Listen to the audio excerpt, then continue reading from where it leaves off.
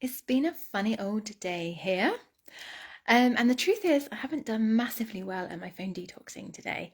Um, I have, it's been a funny day. Okay, so my husband has been doing some DIY this weekend, and I was all right about it yesterday until I needed to come in and cook dinner. So basically, I was outside in the garden doing my phone detox live yesterday.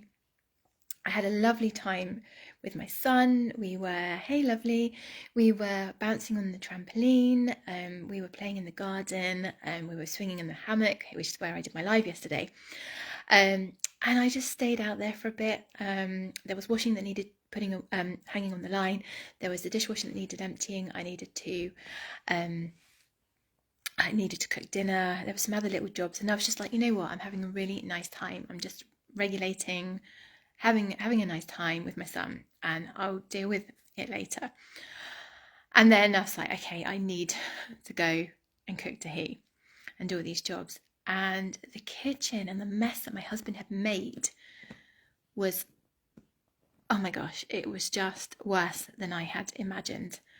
And I literally completely freaked out and lost my cool.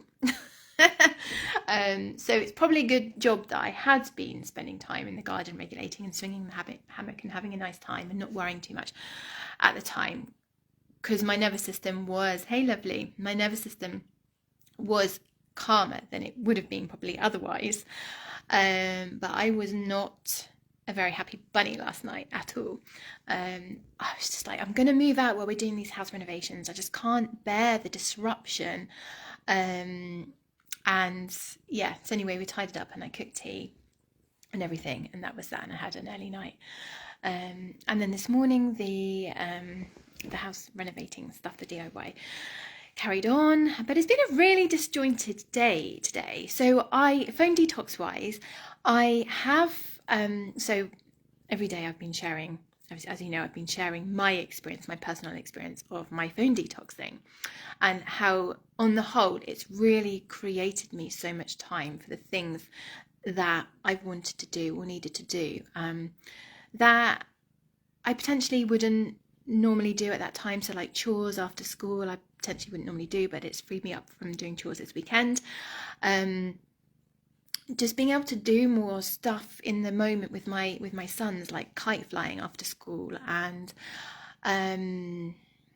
there's just been a lot of things that we've done, and it basically the phone detox has eliminated distraction for me. Especially social media. So obviously I've used my phone on certain things for ordering school lunches and stuff. But yeah, so today I have pretty much been off social media. It's been really nice, but we've been doing DIY stuff. It's been a funny day because today is the anniversary of when we moved to Scotland. So we've lived in our house for a year today, which is really crazy. Like, this year has gone so fast. So I actually feel quite mixed emotions today anyway, which I'm kind of just holding and feeling, acknowledging and witnessing and giving myself some compassion, because it's been a fantastic year, but it's also probably been one of the hardest years of my life in many ways. I mean, knowing that we're renovating the house and stuff, but missing my family and friends. But on the other hand, and learning every day, like even stupid things like where's the nearest post box, learning new systems, registering, doctors, dentists, and trying to develop a new level of trust with people here, and try to get to know people, trying to get ourselves known, really. It's been hard, but on the same way, it's been a fantastic year. I mean, we wanted to come for adventure, to shake up life, to experience new things, to basically have no regrets. It was something that we wanted to do, and we didn't want to ever be left wondering, well, what would have happened if it's better to have tried than never tried and failed than never to have tried. And I really, we have not failed at all. It's been fantastic. But yeah, it's been quite an emotional day. So it wasn't quite the day that I was hoping for. I was hoping that we'd celebrate and spend some time as a family. But my son's been on army cadet camp, his first camp. So I've actually been really worried about him this weekend. As soon as he got home, I felt this level of like stress drop off me, like literally just drop off. It was incredible, because it's his first time away with him. It was a real rush on Friday to get him ready because he thought he was going on Saturday morning, and then I found out at about 4 o'clock Friday afternoon that he was actually leaving at 7 o'clock Friday evening. So it was like action stations. And phone detox again. Like today, I tried to do a reel. I did some stories, and I tried to do a reel. So I actually feel like I wasted time today doing a reel. And again, that just kind of highlights to me how social media can be a lot less complicated. I tried to do a reel of lots of like videos, lots of short little videos, to make one long video, just to kind of summarize our last year. And my phone did something weird, and it just like lost the voiceover thing, and I don't quite know how to get it back. So I was like, oh great. But I had my son knocking on the window, saying like, come on mum, we're gonna go and pick the apples and stuff. And he's been quite high vibe this weekend because his brother's away and he wants to spend time with his mum and dad, but because dad's been busy, it's all been on me. I've had a lot of jobs to do as well, but a lot I haven't been able to do, so it's actually been quite a stressful weekend, in like feeling like I'm not achieving again and having to try and calm myself and be okay with that, plus all the dust and the mess, and plus my son being away and being like worried about him. And yeah, so I don't feel like I've been my most present. Hands up here. I don't actually feel like I've been my most present today while I was sat there doing the reel. And it's just a reminder for me that actually I don't want to be on social media like that, creating reels like that. Like I'll pop on now and then, like for lives and things, which I love, like I'm doing now. I love my teaching and everything, but there's just a difference. There's this particular style of social media that I actually want to, use, and the reels with lots of different videos is not for me. And then I had a really nice chat with my mum, which was good, for I don't know, an hour or whatever. Nice catch up with her. So yeah. In summary, as I said at the beginning, it's not been the best phone detoxing time. I feel like, in a way, it's kind of unraveled some of the work I've done, but at the same time, it's highlighted to me the importance of the intentional, mindful phone usage, because I could have done the apple picking with my son and some other things that he wanted to do, and he was really excited to show me a toy that he'd found buried in the garden and stuff, which was really fun. But I was a little bit dismissive, I'm going to be honest. I was like, oh yeah, that's cool, but I'll be with you in 10 minutes. And then before I knew it, like I'd been sucked into this social media thing. So yeah, so it's really highlighted again the need for intentional, mindful use. And that's all I want to say really. So except that I hope you've enjoyed phone detoxing. I know a lot of you have messaged me and said that you found it really liberating, that you found it liberating and sort of a new form of freedom.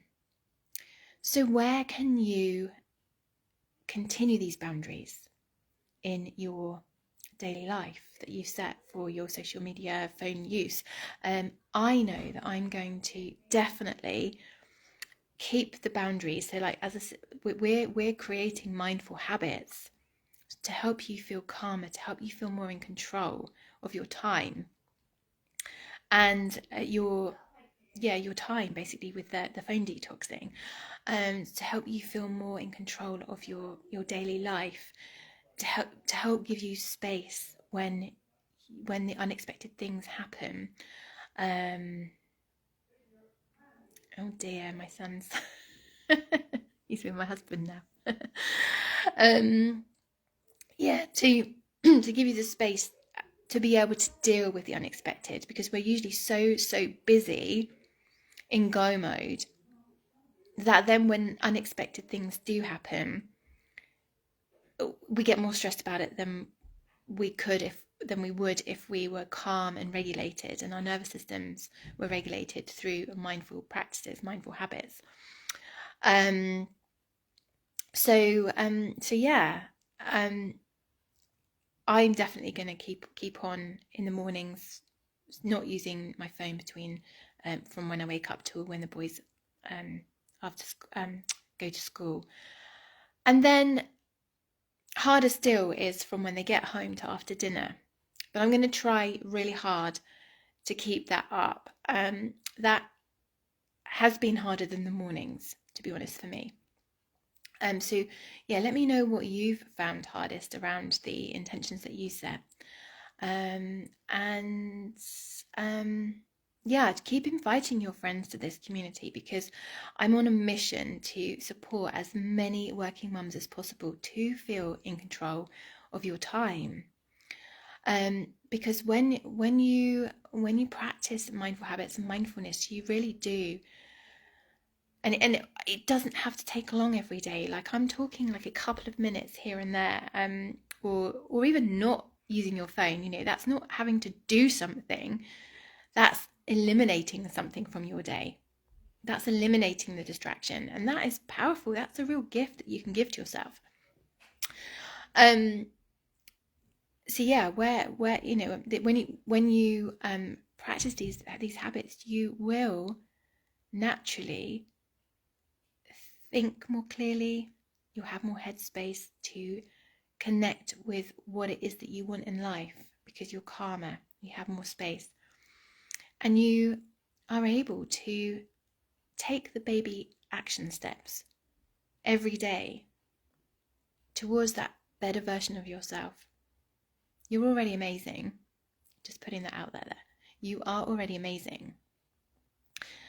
But there were certain things for me that I wasn't that happy about in my life. And even now, you know, there are challenges aplenty. And sometimes I don't always respond in the best way. Like last night was the perfect example. I literally freaked out about the state of the kitchen. I was not a happy bunny. I didn't shout. I don't do shouting or anything.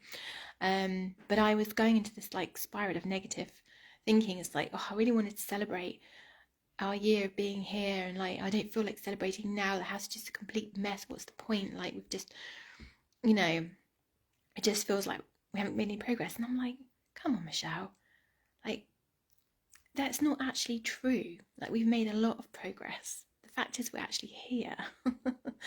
We've done so much in a short space of time, and we have to just take a step back and give ourselves credit for that. And and you just want to constantly, I want to constantly grow and evolve and become a better version of myself every day.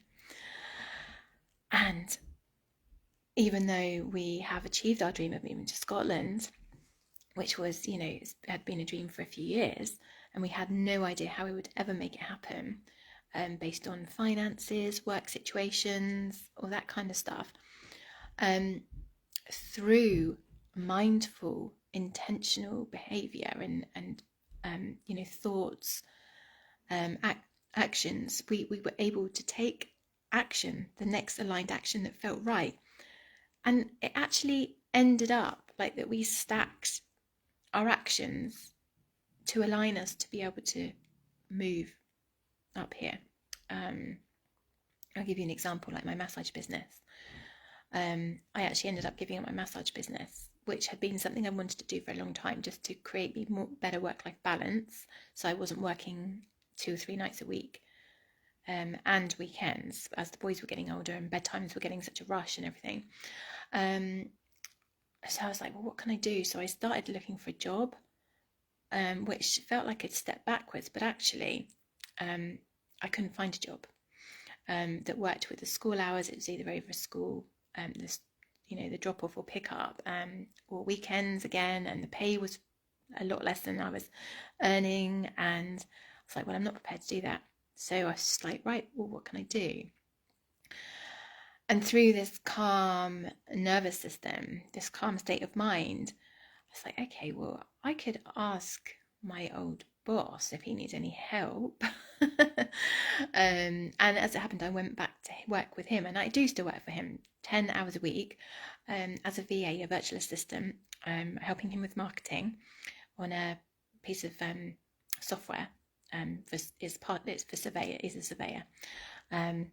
Some software that we've developed over the last few years, because I worked for him since 2014, and I went back a couple of years ago, but self-employed for the same amount that I was earning for massage. And then that allowed us then to move to Scotland, because I took my income with me, and I didn't just lose all my income overnight if I would have done if I'd like stopped massaging and then moved.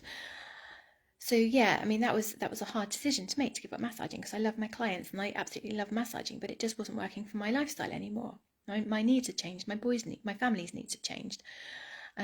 So yeah, when you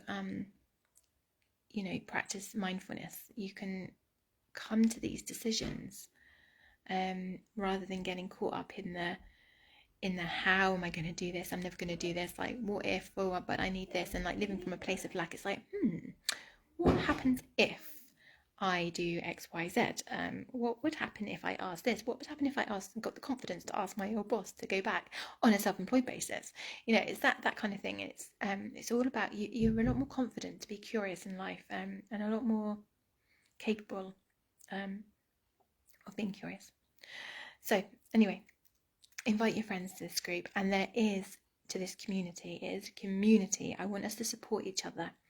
I want us to celebrate each other. I want to boost each other if we're feeling low.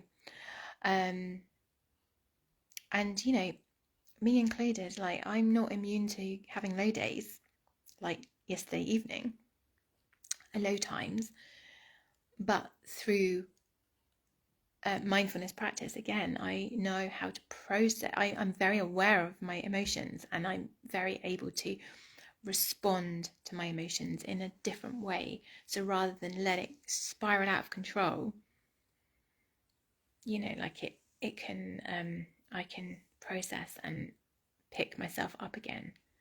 And I am actually, believe it or not, somebody who has historically suffered with depression. I've had a few phases where I've been really low, hit real rock bottom. I needed help when both my boys were born. Like the health visitor picked up on like postnatal depression when my eldest, and it was mild, which is good. But then again, like, I had anxiety when my second son was about 16 months old, I think, maybe 18 months old. I can't remember. But yeah, I just hit rock bottom through like house renovations in our old house, having the baby, majorly falling out with our neighbours, having to go to planning committee, my nana being really poorly for the first time when she broke her hip and needed lots of surgery and physio and stuff, and like she was really poorly for the first time, and many times my husband had been really ill. That was 5.5 years ago now. It'll be 6 years in January, and that he nearly died. And I didn't process that at the time, because that was before my kind of journey started, my proper mindfulness journey started. I was already in holistic therapies, but I was very much in survival mode at that stage. I had 2 young children to look after, plus hospital visits. I was trying to work, and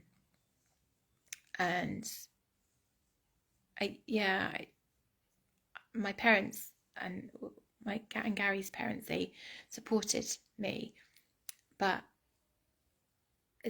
my parents, both sets of parents, ended up going on holiday halfway through it, and I felt really abandoned. And it took me a long time to fully process what had happened.